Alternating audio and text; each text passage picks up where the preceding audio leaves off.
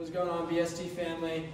This is going to be part 4 to our series on how to load our back leg properly in order to throw harder, feel more firm, more efficient kinematic sequencing, and all that good stuff, okay? So our next drill we got, I like to call a box drill. What this really focuses on is 2 major things that we're talking about, is how to load into your glutes, how to hip hinge to really put that glute on stretch in order to get as much hip extension, hip rotation as we can coming out.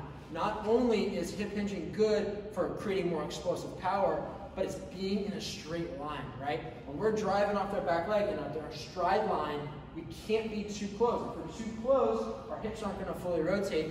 Same thing goes for opening up too early, right? If we get too far this way, everything's going to open up too early. So in a perfect world, we want to be pretty straight from our back foot to the target, and our front foot wants to land somewhere in between there. Give or take, we can be a couple inches here and there, but we don't want to be too much, right? So the problem I see with guys, when they load, they only load that quad. So they put that quad on stretch, but where's my body moving?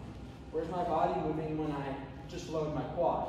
I start to get way too close, and once my hips rotate, right, I can't get them fully rotated, so I end up, my arm takes over early, my arm gets out in front of my face, and we start to blow up our elbow, okay? So the best way to stay in line and also produce a lot more power through our hips is really loading through that heel and sitting our glutes back as low as we can, okay? Next thing this drill helps with is that forward momentum, right? So we want to be able to move forward and load at the same rate, okay? So we're moving forward and loading. If we load too early, we kind of get stuck, and then we'll internally rotate early, okay? So I'm going to show you guys a drill.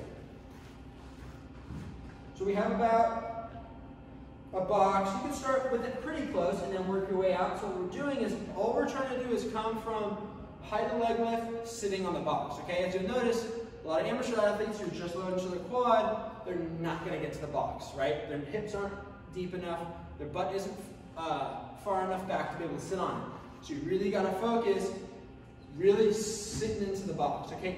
Pushing those hips back just like you would on an RDL, a deadlift, or a squat, front squat, is really focused.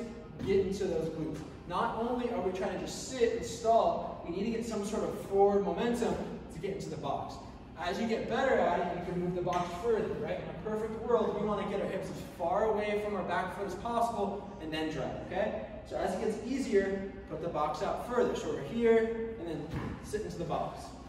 Here, sit into the box. And as you'll notice, a couple key checkpoints you want to focus on is making sure when you're on the box, our leg is in some sort of externally rotated position, so we can do what? So we can drive off that back leg. If our knee is already internally rotated, there's no power, there's no stability here, so we're not going to create any power, okay? So making sure when we get on that box, knee is externally rotated, so we are in a good position to internally rotate from there, okay? If you guys got any questions on that, please let us know.